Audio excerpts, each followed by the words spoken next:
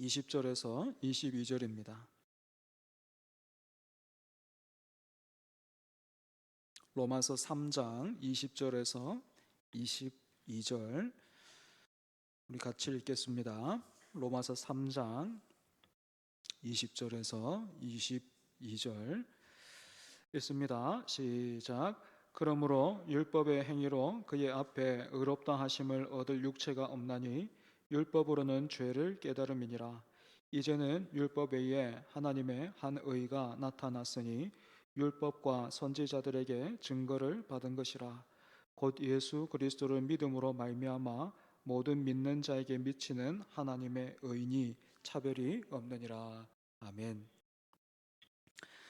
오늘은 웨스트민스터 신앙고백서의 제7장을 살펴보려고 하는데 7장의 제목은 사람과 맺은 하나님의 언약입니다. 여러분, 언약하면 이미 먼저 우리가 다룬 언약이 하나 있는데 혹시 기억이 나십니까? 우리가 섭리를 다루면서 사람의 완전한 순종을 조건으로 하나님께서 생명을 약속하신 그 행위 언약이 있었죠, 그죠? 피조물이 창조주에게 복종하는 것은 당연한 일임에도 불구하고 하나님은 사람을 하나님과 언약할 수 있는 자리에까지 올리셔서 사랑하시고 복을 주시기를 원하셨지요. 그런데 여러분, 제가 말씀을 전하면서 또 뭐 성경을 같이 공부하면서 이 복이라는 단어가 나올 때마다 참 마음이 아슬아슬해요. 왜냐하면 뭐 노파심인지도 모르겠지만 마치 아이들이 몸에 좋은 것은 뒤로 하고 입에 단 것만 그렇게 찾고 원하는 것처럼 우리가 복에 대해서 말하면서 진정하고 참된 복은 많이 놓치고 입에 단 것, 손에 당장 이렇게 쥐고 기뻐할 수 있는 것, 그런 것만 원하는 것 같아서 참 불안한 마음이 있습니다. 여러분, 하나님이 이 언약을 통해서 우리를 그렇게 사랑하시고 원하시는 하나님께서 주시고자 하는 복이 무엇입니까? 사랑하는 여러분, 성경이 증언하는 복된 사람은 그래서 어떤 사람일까요? 하나님은 그 외아들을 우리를 위해서 대신 죽게 하실 만큼 사랑하시는데 그만큼 우리를 위해서는 아낄 것이 하나가 없으신데 그런 하나님이 우리에게 주고자 하시는 복이 무엇입니까? 아시는 것처럼 시편에는 모두 150편의 시가 있는데 이 150편의 시를 관통하는 주제가 바로 누가 복이 있는가 하는 것입니다. 그래서 여러분, 시편이 증언하고 있는 복이 있는 사람 어떤 사람이지요? 시편 1편 2절에 이렇게 기록되어 있습니다. 오직 여호와의 율법을 즐거워하여 그의 율법을 주야로 묵상하는 자로다. 그리고 제가 좋아하는 시이기도 하고 또 여러분들이 이미 뭐 하늘 위의 주님밖에 그런 복음성을 통해서 알고 있는 그 시편 73편을 보면 제일 마지막이 이렇게 맞춰요. 세 번역으로 제가 한번 읽어보겠습니다. 하나님께 가까이 있는 것이 나에게 복이니 내가 주 하나님을 나의 피난처로 삼고 주님께서 이루신 모든 일들을 전파하렵니다. 이처럼 시편은 하나님의 말씀을 주야로 묵상하는 자가 복을 받을 것이다. 하나님께 가까이 있으면 복을 받을 것이다. 이렇게 여러분 말하지를 않고요. 주야로 말씀을 묵상하는 것 그것 자체가 하나님께 가까이 있는 것 그 자체가 복이라. 이렇게 노래하고 있습니다. 그래서 성경이 우리에게 증언하고 있는 복은 우리를 위해서 그 외아들까지 주신 하나님이 우리에게 주고자 하시는 복은 하나님 그분 자체입니다. 하나님 그분 자체가 우리의 복이에요. 이 땅의 것은 아무리 좋은 것이라고 해도 사람에게 참되고 영원한 만족을 줄 수 없습니다. 사랑하는 여러분, 이런 의미에서 범죄하기 전 아담과 하와가 에덴 동산에서 복을 누리면서 살 수 있었던 이유가 무엇입니까? 에덴 동산이 뭐 평수가 큰 것은 말할 것도 없고 원하기만 하면 엄청나게 신선하고 당도가 높은 그 열매들을 마음껏 먹을 수 있었기 때문에 그들이 에덴 동산에서 행복하고 즐거웠겠습니까? 그렇지 않겠죠, 그죠? 범죄하기 전 아담과 하와를 복되게 한 것은 그들을 둘러싸고 있던 어떤 짐승들이나 또 과실나무가 아니라 바로 하나님이셨습니다. 눈을 떠도 눈을 감아도 하나님이 창조하신 모든 피조물들을 통해서 하나님의 손길과 자기를 향한 그 하나님의 마음을 느끼면서 아담과 하와는 에덴 동산보다 더 아름답고 풍성하신 하나님으로 인해 찬양하고 또 찬양했을 것입니다. 하지만 이렇게 복된 에덴 동산에 죄가 들어왔습니다. 이 일을 두고 많은 사람들이 마치 하나님을 에덴 동산을 경비하는 지키시는 그런 분처럼 생각해서 하나님께 계속해서 책임을 묻고자 하지만 여러분, 죄의 핵심이 무엇입니까? 사람이 하나님이 되고자 했다라는 겁니다. 하나님이 우리에게 인격적인 특성이라고 할 수 있는 자유의지를 주신 것은 다른 피조물들처럼 하나님이 주신 본능대로 살 것이 아니라 복되신 하나님을 누릴 수 있도록, 그러니까 너희가 잘 한번 선택해서 선택을 잘해서 그것으로 인해서 복을 누려라. 여러분, 그게 아니고 자유의지를 주신 것은 어떤 거라고요? 복되신 하나님을 참되게 사랑할 수 있도록, 그런 존재가 되게 하기 위해서 하나님이 그런 관계를 위해서 사람에게 그 자유의지를 주신 것인데, 사람은 그런 하나님의 마음과 의도를 떠나서 자기가 주인이 되고자 했던 것입니다. 그 결과 어떻게 되었습니까?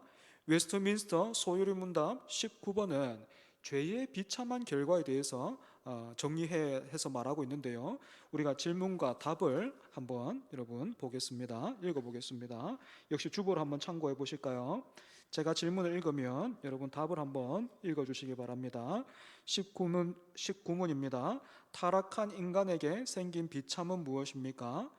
인류는 타락으로 인해 하나님과의 교제가 끊어지고 하나님의 진노와 저주 아래 놓여서 세상에서는 비참하게 살다가 죽고 지옥에서는 영원히 고통받게 되었습니다. 하나님은 분명히 아담에게 네가 선악과를 먹는 날에는 반드시 죽으리라 말씀하셨고, 로마서 6장 23절에서도 죄의 삭은 사망이라고 이렇게 분명히 밝히고 있는데, 여러분, 그래서 여기에서 말하는 사망은 어떤 상태를 가리킵니까? 복되신 하나님과의 관계가 단절된 상태를 의미하죠. 여러분, 안타까운 일이지만 우리도 종종 사람들과 이렇게 지내다가 보면 관계가 단절되는 그런 경험을 할 때가 있습니다. 그럴 때면 어떻습니까? 예전에는 허물 없이 참 잘 지내던 그런 관계에 있던 사람들도 그때부터는 관계가 탁 단절되면 그때부터는 눈도 못 마주치지. 그죠? 눈도 못 마주치면서 서로를 얼마나 깎아내리는지 몰라요. 그러다가 옆에서 누가 그래도 그 사람이 알고 보면 그 정도는 아니야 이렇게 말하면 어떻게 합니까? 당장에 눈에 불을 켜고 당신이 몰라서 그런 거라고. 나도 그런 사람 아닌 줄 알았는데 지나고 보니까 얼마나 그 사람이 악한지 모른다고. 그러니까 당신도 조심하라고 그렇게 말하죠, 그죠?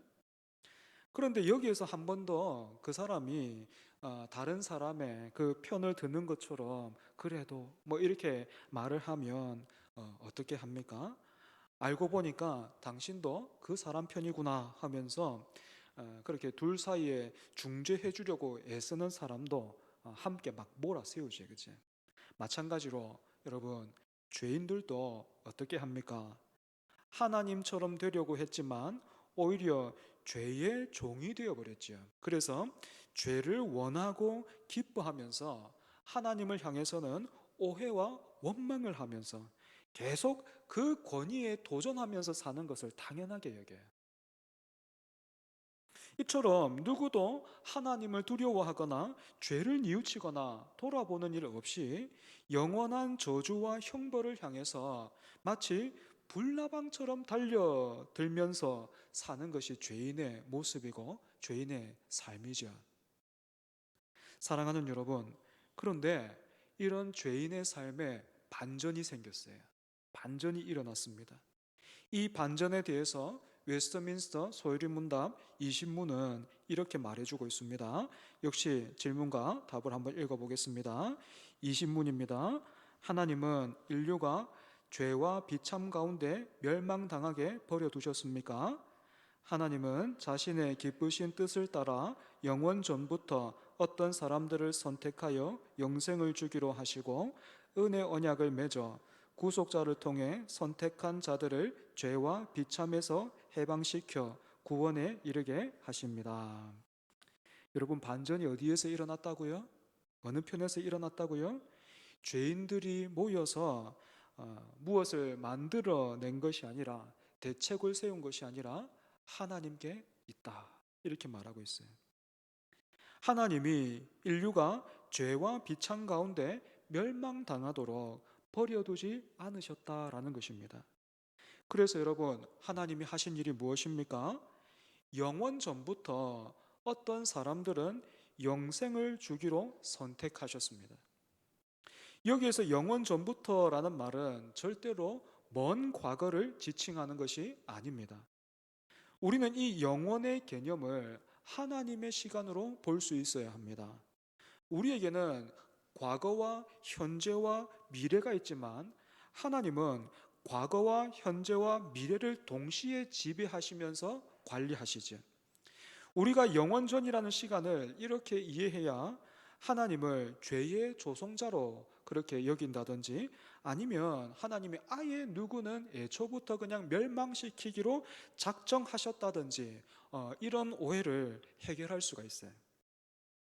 그럼에도 불구하고 이 영원이라는 하나님의 시간은 마치 하루살이에게 내일에 대해서 말해주는 것과 비슷해서 우리에게는 그렇게 크게 잘 다가오지 않는 것이 사실입니다.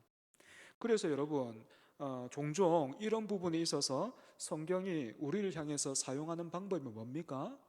설득과 설명이 아니라 선포하는 방식이죠. 그죠? 진리를 선포하는 것입니다. 그렇기 때문에 우리 안에 여러 가지 질문이 생기는 것이 사실이기는 하지만, 중요한 것은 하나님의 말씀에 먼저 우리가 믿음으로 반응해야 한다라는 것입니다. 내가 알 수 없는 시간에 내가 다 알 수 없는 방법으로 하나님이 일하시는구나. 그 하나님은 거룩하시고 지혜로우시고 공의롭고 자비롭고 선하신 분이시다 하는 것을 우리가 굳게 붙들어야 되는 것이죠. 이어서 또 하나님이 무슨 일을 하셨습니까? 그 기쁘신 뜻대로 어떤 사람들을 선택하여 영생을 주기로 하셨다라는 것입니다. 여기에서 우리는 이 선택과 내버려둠, 다른 말로, 어려운 말로 뭐라고 하죠? 선택과 또 유기라는 성경의 가르침과 마주하게 됩니다. 이 내용 역시 우리가 이해하기 어려운 주제 중에 하나지요. 실제로 많은 사람들이 왜 하나님은 모두를 구원하지 않으시고 일부의 사람만을 구원하시는가? 애초부터 그렇게 갈라놓으시면 구원받고 싶어도 구원받지 못하는 사람이 생겨날 수도 있는 것 아닌가? 그럴 것 같으면 우리가 대학 입시를 치르는 것처럼 기준을 정해두고 자격을 한번 가려보자, 그렇게 하는 것이 공정하고 공평하다, 그렇게 주장하기도 합니다. 하지만 여러분, 이런 주장을 하는 분들이 간과하고 있는 사실이 하나 있는데요. 로마서 3장 23절 우리가 읽은 구절이죠. 다시 한번 보시겠습니까? 제가 세 번역으로 한번 읽어볼게요. 모든 사람이 죄를 범하였습니다. 그래서 사람은 하나님의 영광에 못 미치는 처지에 놓여 있습니다. 여러분, 모든 사람이 죄를 범했습니다. 단순히 윤리와 도덕적으로 약간의 허점과 실수가 있었다라는 말이 아니라 스스로 하나님이 되어 여전히 하나님과 맞서서 반역하기를 멈추지 않는다는 말이에요. 이런 죄인들이 하나님이 제시하는 그 기준을 여러분 통과할 수 있는 사람이 있겠습니까? 그래서 영생을 얻어 누릴 수 있는 사람이 있겠습니까? 불가능한 일이죠. 그죠? 이미 구원받은 성도들도 하나님의 은혜가 아니면 나는 하나님의 말씀 한 구절도 순종할 수 없다, 그렇게 고백하는데, 어떻게 죄인이 하나님을 향해서 반역하고 그 반역하는 일을 마땅하고 기쁘게 여기는 죄인이 스스로 하나님의 말씀에 반응해서 그 기준과 조건을 만족시킬 수 있겠습니까? 그런 사람은 아무도 없어요. 또 하나 사람들이 불편하게 생각하는 말은요, 하나님이 기뻐하시는 대로 선택했다라는 말입니다. 꼭 이 말이 내가 만들었고 내가 마음대로 하겠다는데 네가 무슨 상관이야, 이렇게 들리는 거예요. 물론 뭐 구약의 이사야서 말씀이나 신약의 로마서를 보면 하나님을 토기장에 비유하면서 하나님의 권위를 강조하고 있는 말씀이 있기는 합니다. 하지만 여러분, 하나님이 기뻐하시는 뜻대로 선택하셨다라는 이 말은요, 그냥 내 마음대로 하는데 네가 무슨 상관이야, 여러분, 그 말이 아니고요. 하나님이 우리에게 은혜와 사랑을 베푸시는데 그 이유와 조건을 우리에게 두지 않으셨다라는 거예요. 우리의 자격과 조건에 따라서 은혜와 사랑을 베푸시지 않으신다라는 말이에요. 여러분, 만약에 하나님이 매주일마다 오늘도 우리가 모여서 예배하고 있는데 예배당 저 문을 통과하는 우리들에게 자격과 조건을 물으신다고 한번 생각을 해보죠. 그래서 누구는 주일에 예배당에 와도 예배당에 못 올라와요. 예. 또 어떤 분들은 예배당의 문을 통과했지만 겨우 통과했지만 어, 예배당 제일 뒷자리에, 그것도 서 있으라고 한다면, 자격과 조건을 물어서 서 있으라고 한다면 어떻게 되겠습니까? 이 자리에 그럼 누가 들어올 수 있겠습니까? 그렇게 자격과 조건을 묻고 찾으신다면요, 저부터가 이 강단에 못 서겠죠. 하지만 하나님은 그 기뻐하시는 뜻대로 택하신 자들에게 은혜와 복을 주십니다. 은혜와 복을 주시는데 그 이유와 원인을 우리에게서 찾으시는 것이 아니라 하나님이 가지시겠다는 거예요. 하나님이 스스로에게 그 은혜와 사랑의 그 이유와 조건을 하나님이 가지신다라는 거예요. 그래서 우리가 받아 누리는 이 은혜와 사랑이 어떻습니까? 변하지 않는 거예요. 늘 한결같은 거예요. 혹시 그래도 언제 하나님이 은혜를 거두어 가실지 여러분 불안하십니까? 다시 한번 우리가 읽었던 소요리 문답 20번 한번 보십시오. 하나님이 기뻐하시는 뜻대로 택하신 자들에게 무엇을 주신다고 되어 있습니까? 영생을 주신다, 이렇게 되어 있죠, 그죠? 영생이라고 하면 보통 사람들은 영원히 사는 것으로 그렇게 이해하시는데, 요한복음 17장 3절을 보면 영생에 대해서 이렇게 말하고 있습니다. 영생은 곧 유일하신 참 하나님과 그가 보내신 자 예수 그리스도를 아는 것이니이다. 이처럼 성경이 말하는 영생은 시간적인 개념보다는 관계적인 의미가 강조되고 있어요. 죄로 인해서 하나님과 깨어진 관계가 회복이 되고 삼위일체의 하나님과의 교제로 초청을 받고 그렇게 하나님을 누리면서 사는 것을 영생이라고 하는 것입니다. 혹시 그게 지금도 하나님 믿고 있어도 그렇게 좋은지 모르겠더만, 그래서 이제는 그냥 안 믿을 수도 없고 지옥보다는 천국에 가야 되니까 여기에 있는 겁니다, 이렇게 말하는 분들이 우리 가운데는 없기를 바랍니다. 여러분, 여행을 하다 보면 하나님이 창조하신 이 세상도 어떻습니까? 우리가 어디 가다 보면 여기 너무 좋구나, 낙원 같구나, 여기 살고 싶다, 그냥 아예 여기서 살고 싶다, 너무 좋다 하는 곳이 있죠, 그제? 말씀으로 창조하신 이 자연에도 그렇게 아름다운 곳이 있는데, 여러분, 그 자연이 말씀으로 창조된 것인데 이걸 창조하신 그 하나님은 얼마나 아름다운 분이시겠습니까? 과학이 이렇게 발전을 해도 사람이 바닷속을 다 모르는데 하나님의 깊고 넓으심을 우리가 경험하게 된다면 그 은혜와 복을 무엇으로 비교할 수 있겠습니까? 그리고 무엇보다 하나님은 이 모든 일들을 위해서 우리를 위한 탁월한 구속자를 세우셨습니다. 구속이라는 말은 원래 고대 노예 시장에서 유래된 말인데, 노예를 몸값을 주고 사서 꺼내온다라는 의미죠. 여러분은 이 구속의 의미를 생생하게 한번 경험해 보신 적 있으십니까? 제가 이 구속이라는 개념을 참 피부에 와닿게 느꼈던 적이 있는데, 제가 어릴 때예요. 지금은 거의 다 사라진 것 같아요. 예전에는 그 우시장이라고 해서, 제가 한번 검색해 보니까 진주의 우시장이 굉장히 유명하더라고요. 유명했다더라고요. 예전에는 그런 우시장이라고 해서 말 그대로 뭐 소도 팔고 짐승도 팔고 그 강아지도 팔고 고양이도 팔고 뭐 그런 시장이 있었지 않습니까? 그죠? 하루는 제가 아버지를 따라서 우시장을 그렇게 구경을 갔습니다. 뭐 지금은 많이 없어졌지만, 그때는 우시장에 그 막 보신탕집이 막 있었어요. 많이 있었어요. 그 앞을 그렇게 지나가는데 좁은 우리에 개가 여러 마리 그렇게 들어가 있었고, 그 뒤편을 보니까 한편에는 그 이미 이제 초이스를 받아가지고 이제 식탁에 오를 준비를 마치고 있는 그런 친구들이 있더라고요. 막 손질되고 있더라고요. 그런데 그 앞에 놓여 있는 그 우리에 개가 막 빠글빠글하게 들어 있는데요. 뭐 각양각색이에요.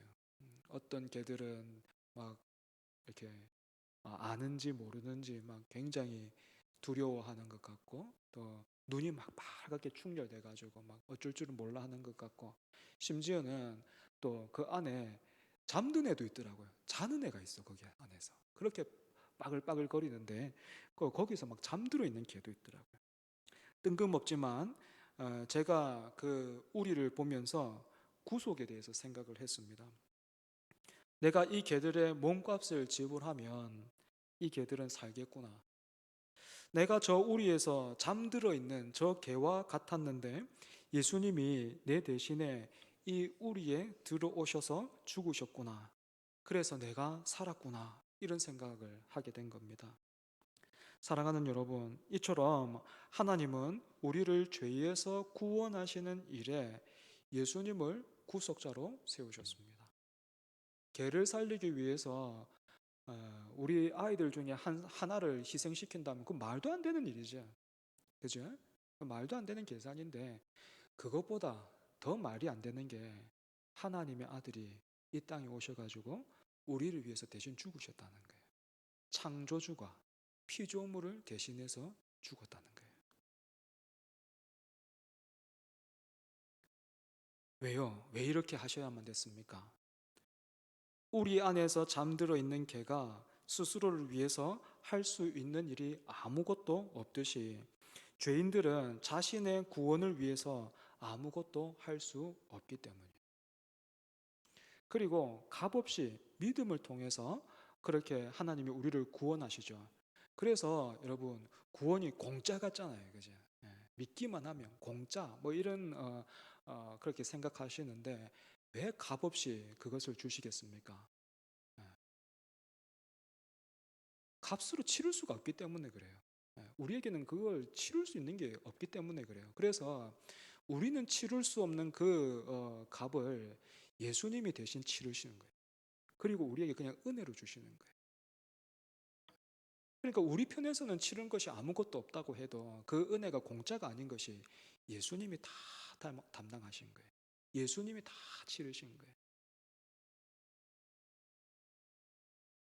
그렇게 하나님은 예수님을 두 번째 아담이 되게 하셔서 첫 번째 아담으로 인해 죄에 빠진 사람들에게 살 길을 열어주신 것이죠.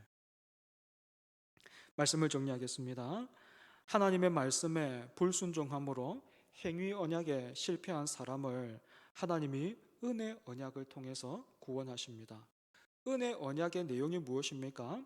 하나님이 그 기뻐하시는 뜻대로 사람을 택하셔서 영생을 주시고 구속주를 세우셔서 구원하신다라는 것입니다. 하나님이 다 하시니 우리는 할 일이 없습니까? 우리는 이미 물에서 건짐을 받았으니까 하나님 옆에서, 하나님 저 사람도 한번 좀 구원해 주시는 것이 좋겠습니다 하고 하나님 옆에서 훈수만 두면 되겠습니까? 그렇지 않습니다. 하나님의 은혜를 받고 또 하나님을 아는 사람, 즉 영생을 누리는 사람은 하나님을 닮아가는 사람이기 때문입니다. 비록 내가 저 사람을 건지지는 못해도 선하신 하나님을 믿고 의지하면서 그 사람의 구원을 위해서 애를 쓰는 것이지. 어떻게 애를 씁니까? 특별히 사랑하는 가족들 중에서 아직 예배의 자리로 나오지 않고 있는 그런 영혼들이 있다면 그 영혼들을 포기하지 말고 기도하고 또 그 앞에서 먼저 믿는 자답게 살아내야 되는 것입니다. 쉽게 질책하고 또 정죄하는 것이 아니라 예수 향기를 달려야 되는 것이죠. 내일부터 한 주간 영생을 받은 사람답게 하나님의 영광을 위해서 예수 향기를 날리면서 살아가는 저와 여러분 되기를 바랍니다. 기도하겠습니다. 하나님 아버지, 우리를 어찌 높이시고 또 얼마나 사랑하시는지 다시 한번 말씀을 통해서 확인하게 하여 주시니 주님 감사합니다. 그 아들을 통해서 우리에게 약속하신 그 언약, 은혜 언약을 따라 오늘 우리가 구원을 받고 이렇게 예배의 자리에 나왔습니다. 하나님을 닮아가게 하여 주시고 그 은혜 언약 속에서 하나님의 깊으신 그 마음을 알아 그 마음에 반응하며 살아가는 우리 모두가 되게 하여 주시옵소서. 시간이 더할수록 또 세월이 더할수록 그래서 우리를 통해서 그 복되신 하나님의 그 은혜와 사랑만이 흘러가게 하시고 그것을 가리켜 보이는 증인들이 될 수 있도록 주여 우리를 붙들어 주시옵소서. 하나님, 내일까지 연휴를 보냅니다. 사랑하는 우리 성도들 참 치열하고 또 열심히 허락하신 그 삶에서 최선을 다하고 있는데 하나님 쉼을 허락하여 주시고 또 회복을 허락하여 주시고 새로운 힘과 능력을 더하여 주시옵소서. 내일부터 시작되는 새로운 한 주간 우리가 하나님을 더욱 기뻐하며 살아가게 하여 주옵소서. 예수님 이름으로 기도합니다. 아멘. 축도로